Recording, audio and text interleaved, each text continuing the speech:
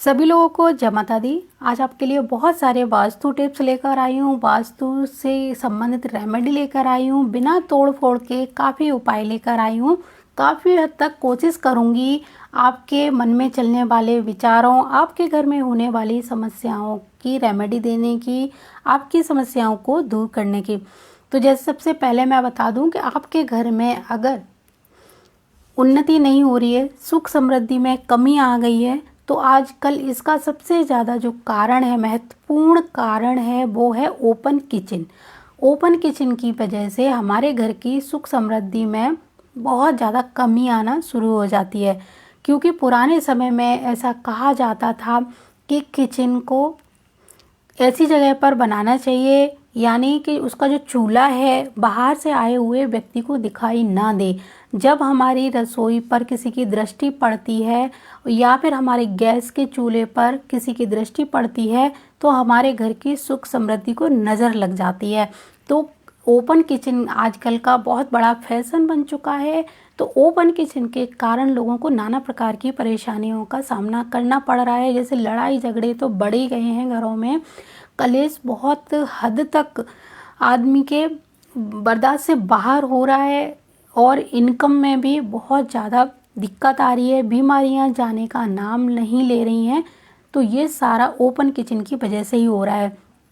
कई बार क्या होता है कि ओपन किचन में जब हम कोई खाना बनाते हैं तो मसालों की जो तेज़ गंध है वो पूरे घर में फैल जाती है और पूरा घर का जो वातावरण है वो दूषित कब होता है, जब हम वहाँ पर मांस मच्छी पकाते हैं।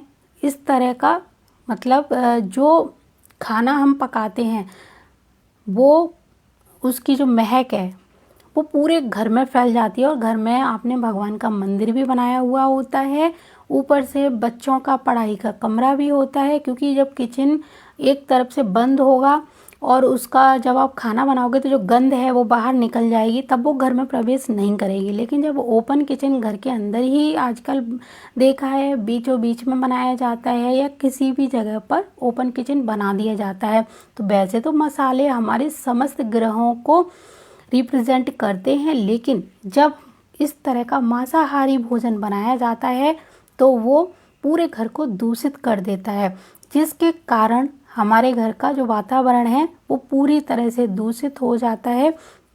शायद आपको ये बात बुरी लगे, अटपटी लगे, अच्छी ना लगे, लेकिन मैं जो बता रही हूँ आज के समय में ये सबसे बड़ा कारण माना गया है। नकारात्मक जो ऊर्जा है वो सिर्फ इस तरह के भोजन के कारण ही पूरे घर में प्रवेश करती है और लोगों के मन मस्तिष्क पर पूरी तरह से हावी हो जाती है। यह भी सत्य है कि आपकी रसोई में नवग्रह अनाज से लेकर मसाले भी वास करते हैं, इसलिए इनके स्थान को निर्धारित करना भी बहुत ज़्यादा शुभ माना जाता है। खुले में खाना पकाना या खाना परोसना आपकी आर्थिक तंगी के साथ मानसिक परेशानियां भी देता है। तब आप क्या कर सकते हो, अगर आप अपना ओपन किचन बना चुके हो और अभी कुछ नहीं कर सकते तो आप एक काम करिए, वहाँ पर एक पर्दा लगा लीजिए। पर्दा लगाने के विकल्प काफ़ी हैं, काफ़ी मार्केट से इस तरह की चीज़ें आती हैं कि आप उस किचन को पार्टीशन लगा के डिवाइड कर सकते हैं, वहाँ पर्दा लगा सकते हैं। तो एक तो इससे क्या होगा, गंध को तो हम नहीं रोक सकेंगे, लेकिन बाहर से आने वाले व्यक्ति की नज़र को हम रोक पाएंगे, नज़र दोष को हम रोक पाएंगे, उसकी नज़र हमारे खाने पर नहीं पड़ेगी, यानी हमारे चूल्हे पर उसकी नज़र नहीं पड़ेगी। तो इस तरह हम थोड़ा सा अपने खराब वास्तु में परिवर्तन करके उसको ठीक कर सकते हैं। इसी तरह काफ़ी लोगों का क्वेश्चन रहता है कि हमारा जो टॉयलेट है वो ईशान कोण में बना है या अग्नि कोण में बना है, उसकी कोई रेमेडी बताओ, बिना तोड़ फोड़ के हम हटा नहीं सकते। तो सबसे पहली बात, मैं हजारों बार आपको बोल चुकी हूँ कि ईशान कोण और अग्नि कोण दो बहुत ही ज़्यादा पवित्र जगह हैं। यहाँ पर जब टॉयलेट जैसी दूषित चीज़ आ जाती है तो हमारे पूरे घर के वातावरण को दूषित कर देती है। और अब मजबूरी बन चुकी है, क्योंकि क्या करें, फ्लैट हैं, फ्लैटों में तो तोड़फोड़ कर ही नहीं जा सकती है, ना जगह चेंज की जा सकती, क्योंकि वहाँ पर बिल्कुल सीमित जगह होती है। तब आप जो एक उपाय बताऊंगी वो कर सकते हैं। हो सकता है वो 1% काम करे, लेकिन उसकी कोई गारंटी नहीं है कि वो काम करेगा, क्योंकि इन दो जगहों के लिए अभी कोई रेमेडी ऐसी बनी ही नहीं है टॉयलेट की कि वो उस जगह की पवित्रता बनाए रखे। तो पहले तो मैं आपको बता दूं कि अगर आपका खुद का मकान है, फ्लैट की बात नहीं कर रही हूँ, अगर आपका खुद का घर का मकान है तब आप क्या कर सकते हो, ऊपर एक फ्लोर बनवा लीजिए। अगर नीचे आपका ईशान कोण में टॉयलेट बना है और आप उसको हटाना भी नहीं चाहते हैं तो आप नीचे रहने की जगह ऊपर रहना शुरू कर दीजिए। नीचे वाले फ्लोर को किराए पे दे दो या किसी और काम में यूज़ कर लो। ऊपर आप रहना शुरू कर दीजिए। और ऊपर भी जब आप रहोगे, अगर आपका मकान ऊपर बना है तब तो कोई बात नहीं है, लेकिन अगर नहीं बना है तो आप क्या करिए, दक्षिण और पश्चिम की तरफ अपने 1-2 कमरे बनवा लीजिए और उत्तर पूर्व दिशा को पूरी तरह खुला छोड़ दीजिए। वायव्य कोण की तरफ यानी पश्चिमी वायव्य कोण की तरफ, जहाँ मैं कई बार बता चुकी हूँ कि टॉयलेट कहाँ होना चाहिए, आप मेरे पुराने वीडियो देख लीजिए। टॉयलेट की सही दिशाएं मैंने बताई हैं। उन 3 जगहों पर आप टॉयलेट बनाइए, ऊपर रहना शुरू कर दीजिए, तो आपको नीचे का वास्तु ज़्यादा प्रभावित नहीं करेगा। क्योंकि ज़मीन से जुड़ा हुआ जब घर होता है या फ्लैट होता है, जो सबसे नीचे रहता है यानी ज़मीन से बिल्कुल जुड़कर रहता है, बिल्कुल नज़दीक रहता है भूमि के, वहाँ ज़मीनी ऊर्जा उसी व्यक्ति पर सबसे ज़्यादा हावी होती है। तो अगर आप नीचे रहेंगे तो आपको काफ़ी परेशानियां फेस करनी पड़ सकती हैं, तो आप ऊपर रहना शुरू कर दीजिए, तो इसके वास्तु दोष में थोड़ी सी कमी आना शुरू हो जाएगी। इसी तरह आप अग्नि कोण में भी कर सकते हैं। नीचे की जगह आप ऊपर रहना शुरू कर दीजिए और टॉयलेट आप अग्नि और ईशान कोण में ना बनवाएं जब आप ऊपर रहें। तो ऊपर अगर टॉयलेट बना है इस तरह नीचे की तरह ही ऊपर बनाया हुआ है तो आप वहाँ से उसको तो हटा दीजिए, उसको आप कहीं इधर उधर शिफ्ट कर दीजिए।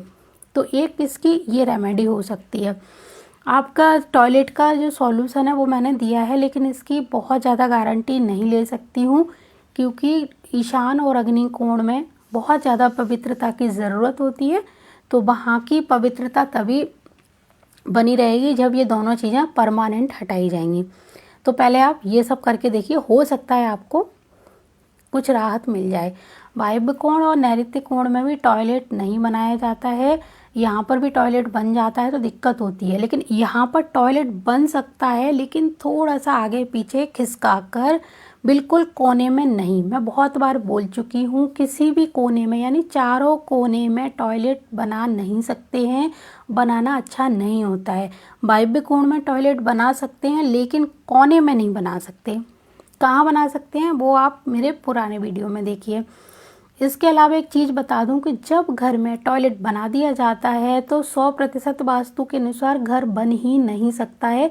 पुराने समय में घरों में टॉयलेट नहीं होता था, इसीलिए पुराने घरों में सुख समृद्धि अधिक होती थी, घर कलेश कम होती थी। अभी सबसे ज़्यादा टॉयलेट, क्योंकि पहले लोग बाहर जाते थे, अब क्या होता है हर कमरे में टॉयलेट बना दिया जाता है, हर दिशा में बना दिया जाता है। तो टॉयलेट की वजह से ही बहुत ज़्यादा दिक्कतों का सामना करना पड़ सकता है। तो टॉयलेट का अगर ऑप्शन आपको मिलता है कि अगर आपका घर का मकान है तो आप जो घर पूरा रहने के लिए बना रहे हैं उस 4 दीवारी के अंदर टॉयलेट ना बनाएं। आप प्लॉट में किसी बाहर प्लॉट के कोने पर आप देखिए, जहाँ पर सही उसका डायरेक्शन आता है वहाँ पर टॉयलेट बना दीजिए। ये बात हमेशा गांठ बांध कर रख लीजिए कि टॉयलेट जब जब घर में होगा तब तक पूरी तरह से वास्तु के अनुसार घर बनेगा ही नहीं। एक उपाय और कर सकते हैं कि अगर आप फ्लैट में रहते हैं, टॉयलेट आपका ईशान या अग्नि में है, तब क्या करें।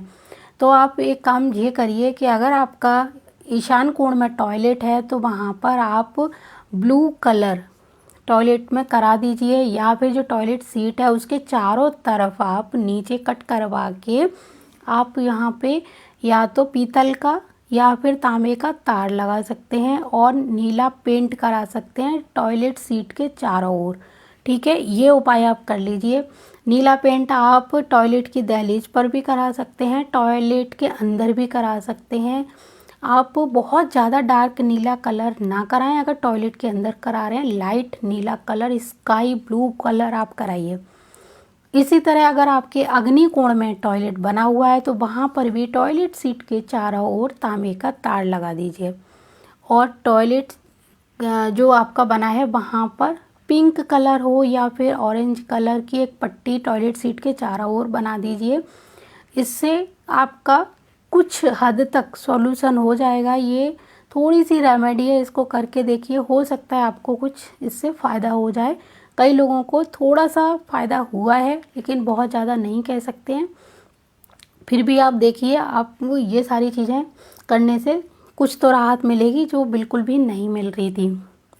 इसके अलावा एक उपाय मैं आपको बताती हूँ, ज्योतिषीय उपाय है।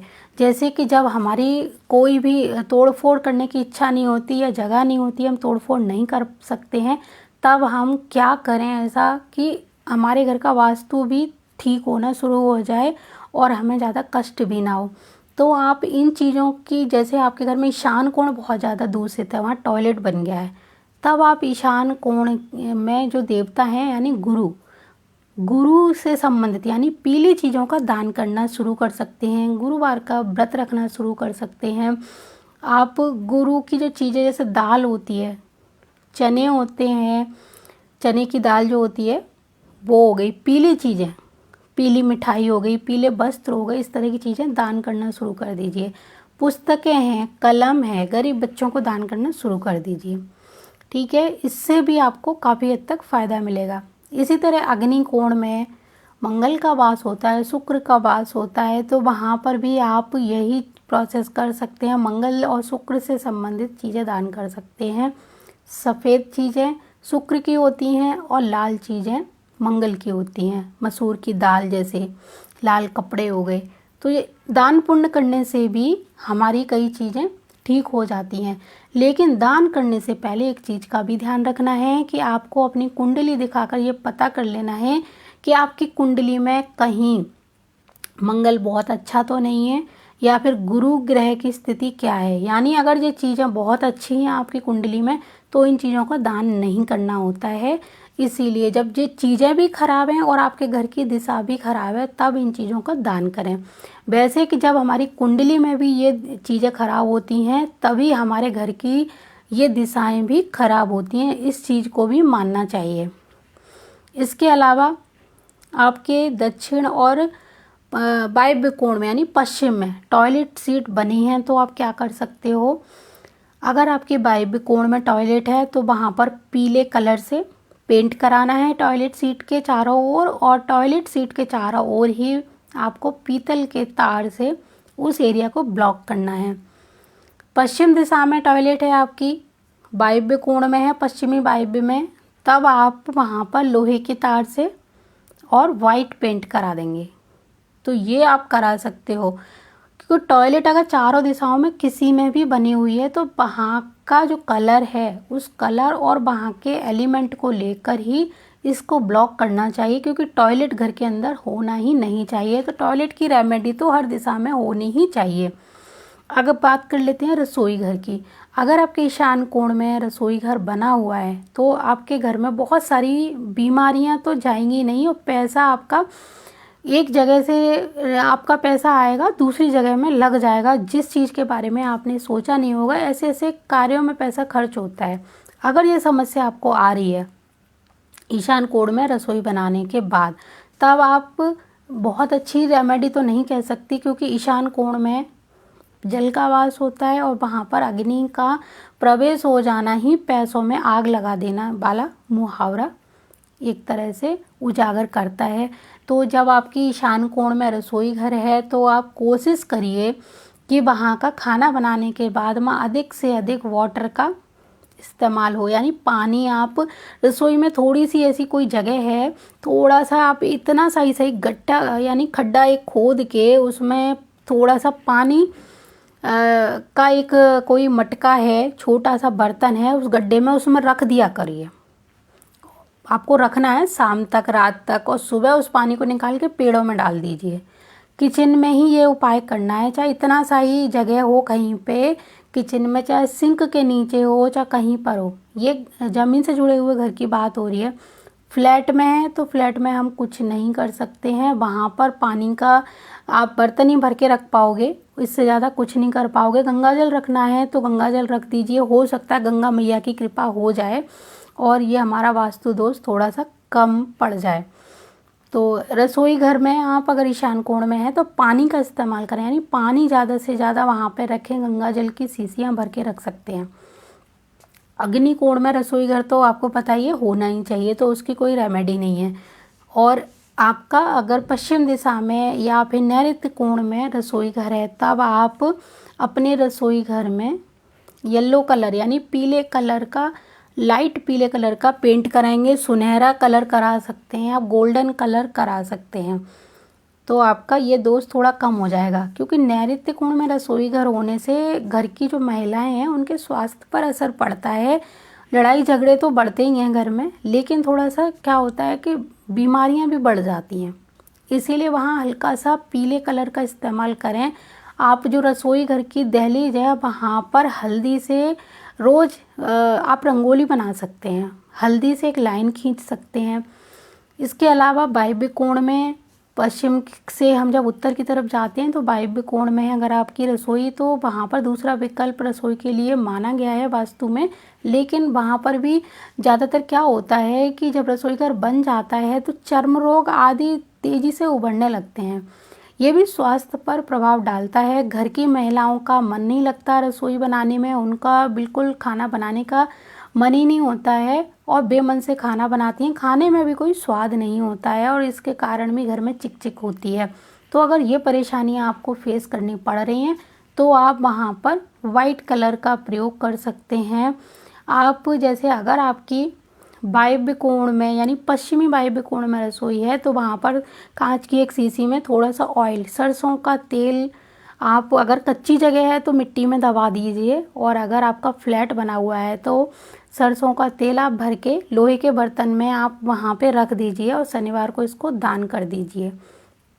बस इतना उपाय करके देखिए, हो सकता है इससे आपको काफ़ी राहत मिल जाए, बहुत कुछ करने की ज़रूरत ना पड़े।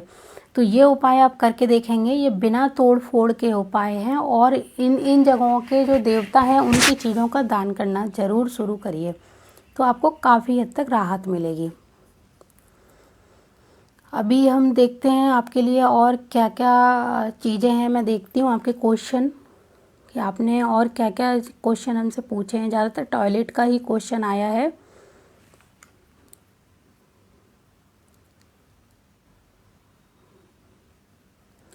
तो अभी टॉयलेट के ही सबसे ज़्यादा क्वेश्चन दिखाई दे रहे हैं मेरे को। जो मैंने भी आपको बताया, सबने बिना तोड़ फोड़ के ही उपाय मांगे हैं, क्योंकि बिना तोड़ फोड़ के उपाय जो है ना बहुत ज़्यादा काम नहीं करते हैं।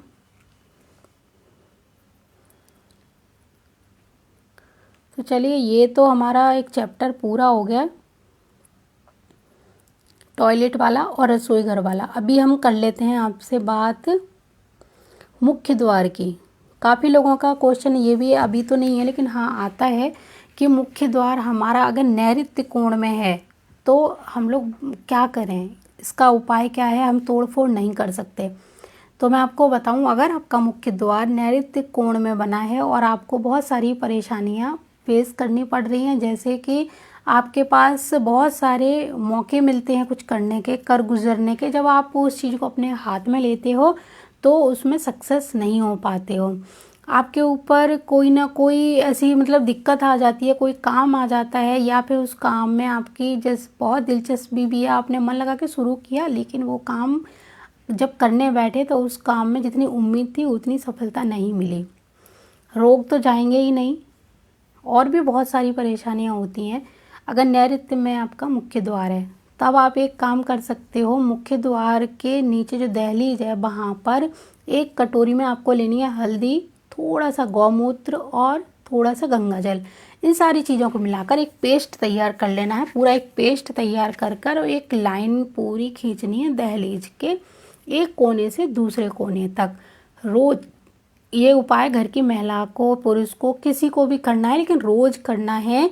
और दहलीज पे पोछा लगा के ही वहाँ पे एक काफ़ी चौड़ी लाइन खींचनी है। आप रंगोली जैसी या डिज़ाइन भी बना सकते हो, लेकिन ये डिज़ाइन या लाइन जो है बनेगी एक कोने से दूसरे कोने तक, बीच में नहीं। आप सिर्फ एक रंगोली करके छोड़ सकते हो, क्योंकि आपको एक लक्ष्मण रेखा जैसी बनानी है जिससे कि बाहर की नकारात्मक ऊर्जा घर में प्रवेश ना करे।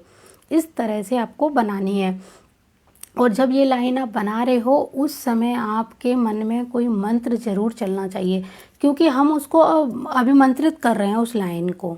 कोई भी काम करें मंत्रोच्चारण के साथ करिए, यानी हम उसको एक तरह से कील देना बोलते हैं, उस जगह को कील देते हैं, यानी उसको मंत्रों से अभिमंत्रित करके एक वहाँ लक्ष्मण रेखा बना दी। अब उसमें ऊर्जा जागृत हो गई, बाहर की जो नेगेटिव ऊर्जा है उसको वो अंदर नहीं आने देगी, क्योंकि वो पॉजिटिव एनर्जी है, बाहर की ऊर्जा को बाहर ही जाके समाप्त कर देगी। तो इस चीज़ का आप ध्यान रखें। नैऋत्य कोण में मुख्य द्वार है। इसी तरह आपका अगर वायव्य कोण में भी कोई मुख्य द्वार है, वो भी अच्छा नहीं माना जाता है, तब आप क्या उपाय कर सकते हैं। आपको एक चांदी का तार लेना है और मुख्य द्वार की दहलीज के नीचे पूरा चांदी का तार अंदर दबा देना है। तार नहीं लगा सकते चांदी का, तो सफ़ेद कलर का पेंट पूरे मुख्य द्वार पर कर दीजिए। इसके अलावा आप जो मुख्य द्वार के ऊपर वाइट कलर का एक कपड़ा लेना है सफ़ेद, उस कपड़े में आपको रखना है एक छोटा सा पानी वाला नारियल। बहुत बड़ा मत लीजिए, छोटा ले लीजिए। उस कपड़े में पोटली सी बनानी है, थोड़े से चावल ले लीजिए और उस कपड़े की पोटली बनाकर मुख्य द्वार के एक साइड में टांग दीजिए। ऐसा होना चाहिए, बाहर की तरफ टांगना है कि बाहर से कोई आए तो उसकी नज़र उस कपड़े पर पड़े। सफ़ेद कपड़े में ही आपको ये उपाय करना है और वहाँ टांग दीजिए। हफ्ते 15 दिन बाद ये सारा सामान ले जाकर आप कोई नदी तालाब है उसके समीप रख दीजिए। उसमें डालना नहीं है आपको, ना डस्टबिन में डालना है। आप इसको ले जाके मिट्टी में भी दबा सकते हो। नदी तालाब के आसपास रख दोगे तो जब कचरा बीनने वाले आते हैं वो उसको उठा के जहाँ पर लेके कचरा डिस्ट्रॉय होता है वहाँ ले जाएंगे, तो ये कर सकते हो। नहीं नदी तालाब है आपके पास तो उस चीज़ को उतार के एक मिट्टी कहीं पर कच्ची जगह दिखे उसमें दबा दीजिए। घर में नहीं करना है, घर के गमलों में नहीं करना है ये उपाय, घर के बाहर करना है। आप चाहो तो उस कपड़े में कपूर का टुकड़ा भी रख सकते हो, थोड़े से चावल और नारियल, ये 3 चीज़ें रख दीजिए। कपूर का एक टुकड़ा रखोगे तो वो बहुत अच्छा रहेगा। फिटकरी भी रख सकते हो, लेकिन कपूर रखने से क्या होगा कि बाहर घर में सिर्फ अंदर पॉजिटिव एनर्जी प्रवेश करेगी और नेगेटिव एनर्जी को ये कपूर घर में आने नहीं देगा। तो नारियल का भी यही काम है, चावलों का भी यही काम है और कपूर का भी यही काम है। तो तीनों चीज़ें उसमें बांध दीजिए और बाद में इसको मिट्टी में दबा दीजिए। कुछ महीनों बाद वो अपने आप ही खाद बन जाएगा। घर के बाहर करिए, सुनसान जगह जो होती हैं उनमें ले जाके दबाना है, चौराहे वगैरह पर ये उपाय नहीं करना है, जिससे कि आगे किसी को दिक्कत का सामना करना पड़े। तो ये 2 उपाय मैंने बताए। अब दोनों में से जो आपको सही लगे वो कर सकते हैं, यानी कपूर भी रख सकते हैं, नारियल भी रख सकते हैं और चावल, तीनों चीज़ें मिक्स करके रखेंगे तो अच्छा रहेगा। इसके अलावा आपको एक चीज़ का ध्यान रखना है, नया फिर से जैसे आपने वो दबा दिया उसके बाद फिर से एक आपको कपड़ा लेके और उस कपड़े में ही फिर यही प्रोसेस दोबारा करना है। जीवन पर्यंत ही करना है, ऐसा नहीं है कि आपने आज कर लिया कल छोड़ दिया, कि आपको नहीं बदलना है। अभी महीने भर बाद बदल दीजिए, 15 दिन बाद बदल दीजिए, कोई जल्दी नहीं है, कभी भी बदल सकते हैं। हाँ, लेकिन ऐसा नहीं है कि सालों साल तक वो टंगा ही रहे, क्योंकि एक लिमिट होती है उस ऊर्जा को ग्रहण करने की। वो एक लिमिट तक उनको ग्रहण करेगा, फिर जब वो ओवरफ्लो हो जाएगी तब तो घर के अंदर प्रवेश करेगी ना। इसीलिए आप 1 महीने बाद बदलिए, 21 दिन हो, 25 दिन हो, चाहे 2 महीने हो, इससे ज़्यादा नहीं। फिर वहाँ पे नया रख दीजिए। तो ये काम करना शुरू कर दीजिए। अब आपको मैंने 2 उपाय बता दिए। तीसरा उपाय आपका ईशान कोण में मुख्य द्वार है, तो बहुत ज़्यादा शुभ नहीं होता और लेकिन बहुत ज़्यादा अशुभ भी नहीं होता है। ईशान कोण की जगह ईशान कोण से थोड़ा साइड में, यानी 2 पद छोड़कर मुख्य द्वार होना चाहिए, वो बहुत शुभ माना जाता है। तो अगर 2 पद छोड़कर आप मुख्य द्वार बना रहे हैं तो बना लीजिए, बहुत ज़्यादा आपको शुभ परिणाम प्राप्त होंगे। और ईशान कोण में पानी का ही इंतजाम होना चाहिए। वहाँ मुख्य द्वार बना दोगे तो पानी स्टोर नहीं रह पाएगा, पानी को निकलने की जगह मिल जाएगी। तो इसीलिए पानी को स्टोर करना है हमें। इसी तरह अग्निकोण में अगर मुख्य द्वार आपने बना दिया है और आप उसको बदल नहीं सकते, तो आप वहाँ पर हनुमान जी का जो सिंदूर होता है मंदिर में जिस पे चोला चढ़ता है, हनुमान जी के चाहे आप चरणों का सिंदूर लेके आओ, चाहे हाथों का लेके आइए, और उस सिंदूर को लाकर उसको अपने मुख्य द्वार पर अपने मुख्य द्वार पर उससे स्वास्तिक बनाना है। हनुमान जी का सिंदूर लाना है हर मंगलवार को या फिर हर शनिवार को, और उससे अपने मुख्य द्वार पर स्वास्तिक बनाना है। यही एक इसका उपाय कर सकते हो। कुछ लोगों ने मुझे बताया कि उन्होंने अपने मुख्य द्वार पर यानी अग्नि कोण में और दक्षिण में उनके घर का मुख्य द्वार था, तो उन लोगों ने वहाँ पर क्या किया, पंचमुखी हनुमान जी की फ़ोटो लगा ली। पंचमुखी हनुमान जी की फ़ोटो लगा ली मुख्य द्वार पर, जो बिल्कुल सही नहीं होती है। पहले मुझे भी ऐसा ही लगता था कि पंचमुखी हनुमान जी का चित्र लगा दो तो वास्तु दोष दूर हो जाते हैं दक्षिण दिशा के, और मैं भी इसी चीज़ को मानती थी बहुत साल पहले, जब मैंने वास्तु नहीं सीखा था, बस समझ रही थी इसको, तो मैं भी इस चीज़ को फॉलो करती थी। बाद में मुझे मेरे गुरु ने बताया कि आप भगवान को मुख्य द्वार पर लगाओगे तो वो आपके चौकीदार हैं, भगवान को क्यों लगाना। आपने रामायण देखी होगी, आपने बहुत सारे ग्रंथ पढ़े होंगे, या पुराने आपने जो 50 साल पुरानी 100 साल पुरानी अगर हवेलियाँ या कुछ ऐसे मंदिर बने हैं, कुछ घर बने हैं, वहाँ आप जाके देखोगे वहाँ भगवान के फोटो नहीं है, वहाँ भगवान के प्रतीक चिन्ह बने हुए हैं। तो कहीं पर भगवान को मुख्य द्वार पर नहीं दिखाया गया। मुख्य द्वार पर भगवान सिर्फ मंदिरों में ही होते हैं, घरों में मुख्य द्वार पर पुराने समय में सिर्फ उनके प्रतीक चिन्ह जैसे स्वास्तिक हो गया, ओम हो गया, शुभ लाभ हो गया, इस तरह के चिन्ह बनाए जाते थे। सर्फ का चित्र बना दिया जाता था, तुलसी का गमला रख दिया जाता था।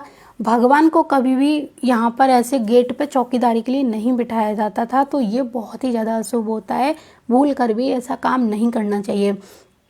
इसका एक रीज़न ये भी बताया उन्होंने कि आप द्वार पर भगवान को द्वारपाल की तरह बना देते हो, चित्र लगा देते हो या मूर्ति, और फिर उसकी साफ सफाई का बिल्कुल भी ध्यान नहीं रखते। वो धीरे धीरे धूल मिट्टी में वो मूर्ति गंदी होना शुरू हो जाती है, और फिर तुम घर में मंदिर में भगवान से उम्मीद कर रहे हो अपने लिए कुछ पाने की, और बाहर जो आपने भगवान को चौकीदार बना के बिठाया हुआ है उनको पूछ भी नहीं रहे हो। जैसे आप अपने घर में किसी चौकीदार को रखते हैं तो उसको भी चाय नाश्ते की पूछ लेते हैं, लेकिन आपने भगवान को जो बना दिया, दूसरा क्या है, भगवान जब ऊपर आपने घर के जो मुख्य द्वार है उसके ऊपर भगवान जी को यहाँ बिठा दिया।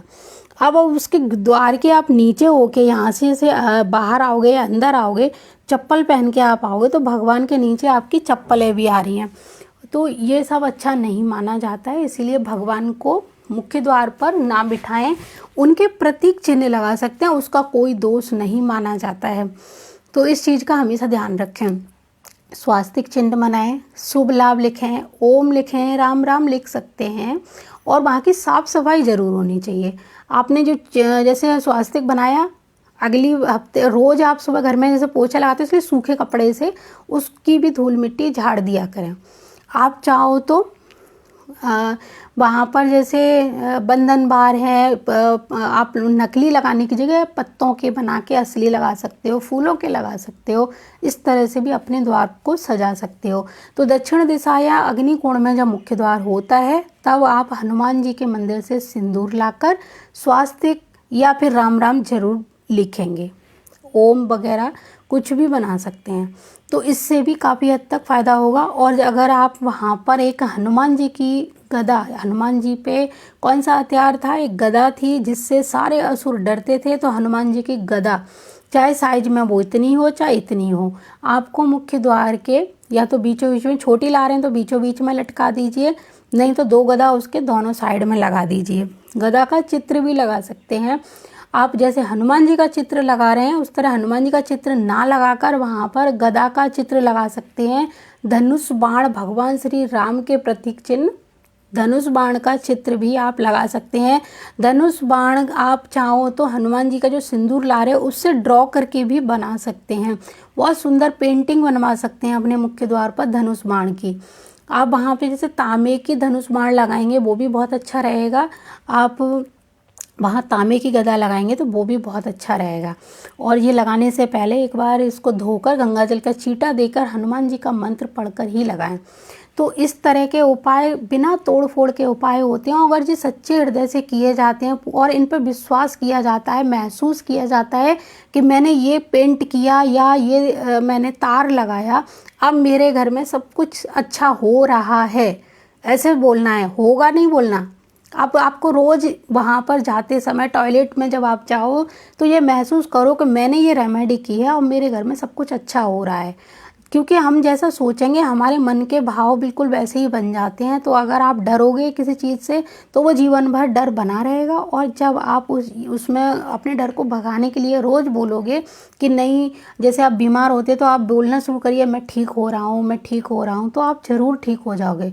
और आप अच्छे खासे ठीक हो और आप बोलना शुरू कर दोगे हे भगवान मैं बीमार हूँ, मुझे क्या हो गया है, मैं बीमार हूँ, जबकि बात कुछ नहीं है, तो यकीन मानिए कुछ दिनों में आप बीमार पड़ ही जाओगे। तो हम जैसा सोच लेते हैं हमारे माइंड में वो चीज़ फिट हो जाती है और हमको फिर वही दिखाई देता है। तो कई लोगों को मैंने जब ये साधारण उपाय बताए बिना तोड़ फोड़ के, और मैंने तो सिर्फ बता दिया, लेकिन उनको काफ़ी फ़ायदा हुआ इस चीज़ से। उन्होंने खुद बोला कि हाँ हमें बहुत फ़ायदा हुआ है। हनुमान जी का सिंदूर लाते हैं, वो लगाते हैं अपने अगर मुख्य द्वार पर, तो उनके अंदर से जो दक्षिण दिशा में मुख्य द्वार का डर था वो दूर हो गया है। इसी तरह जिनकी ईशान कोण में टॉयलेट बनी हुई थी और उन्होंने भी वहाँ पे जैसे पेंट करवा दिया, ब्लू कलर का तार लगवा दिया, और उनको वही चीज़ बोली कि आप बस ये सोचना कि हाँ सब कुछ ठीक हो गया है, तो ही आपका ये सब रेमेडी काम करेगी, नहीं तो नहीं करेगी। और उन्होंने कुछ दिन बाद बोला कि हाँ अब हमें वो डर महसूस नहीं होता, या हमें अब कुछ अच्छी मतलब मन में भी अब पॉजिटिविटी महसूस हो रही है। कैसे हुआ कब हुआ वो मुझे नहीं पता, लेकिन हुआ ज़रूर। तो आप ये करके देखिए, जब आप कुछ रेमेडी करें और रेमेडी करने के बाद आप ये महसूस ज़रूर करें। आप चमत्कार की उम्मीद बिल्कुल ना करें कि कहीं से कोई चमत्कार हो जाएगा, अचानक रातों रात कहीं से कोई खजाने खुल जाएंगे आपके। आज आपने तार लगाया, कल कहीं से जो आपका काम जैसे एकदम से आपका प्रमोशन हो जाएगा, किसी चीज़ में कोई काम रुका है तो एकदम से वो स्टार्ट हो जाएगा, ऐसा बिल्कुल भी नहीं होता है। पहले आप महसूस करिए, कुछ दिन आप टॉयलेट में जब जाओ तो महसूस करिए कि मेरे घर का ये वास्तु दोष समाप्त हो चुका है, अब बिल्कुल मैं ठीक हूँ, मेरे घर में सब कुछ नॉर्मल हो रहा है, सब कुछ ठीक हो रहा है। हर दिशा में आपके यहाँ वास्तु दोष हैं तो ये महसूस कराइए पहले अपने आप को। जब आप अपने आप को ये महसूस कराएंगे तो आप छोटी से छोटी बिना तोड़ फोड़ की रेमेडी, अगर वहाँ एक स्वास्तिक बना के जैसे गेट पे आप ये रेमेडी करते हैं तो आपको कोई भी दिक्कत नहीं होगी। इसी तरह टॉयलेट में कलर कर देते हैं या फिर वहाँ पर कोई स्ट्रिप्स वगैरह लगा देते हैं तो उससे भी आपको काफ़ी हद तक राहत मिल जाएगी। और आपको ये सब अपने माइंड में पहले से ही बिठाना पड़ेगा, तभी इनका लाभ है। तो अभी आपके जो क्वेश्चन थे इनमें से सबसे महत्वपूर्ण क्वेश्चनों को मैंने लिया है, और बहुत सारे वीडियो मेरे यूट्यूब पे पड़े हुए हैं, कुछ मैप आदि भी पड़े हुए हैं। आप लोग के लिए मैं इतनी मेहनत करके ये सब चीज़ें बनाती हूँ, लेकिन आप लोग इनको सीरियस होके नहीं देखते हो। कोई बात नहीं है, मैं तो सिर्फ बना के छोड़ रही हूँ कि भविष्य में जब हम इस दुनिया में नहीं रहेंगे तो पता नहीं, हो सकता है बहुत सारे लोगों को ये चीज़ें काम आ जाएंगी, कब हमारी कौन सी चीज़ किसको काम आ जाए। इसीलिए मैं सिर्फ बना के स्टोर कर रही हूँ, रख रही हूँ आने वाली आपकी पीढ़ियों के लिए, आने वाली मेरी पीढ़ियों के लिए। तो अभी मैं चलती हूँ, फिर किसी और जानकारी के साथ आपके क्वेश्चन के साथ मिलूंगी। तब तक के लिए जय माता दी, जय गुरुदेव और जय सिया राम।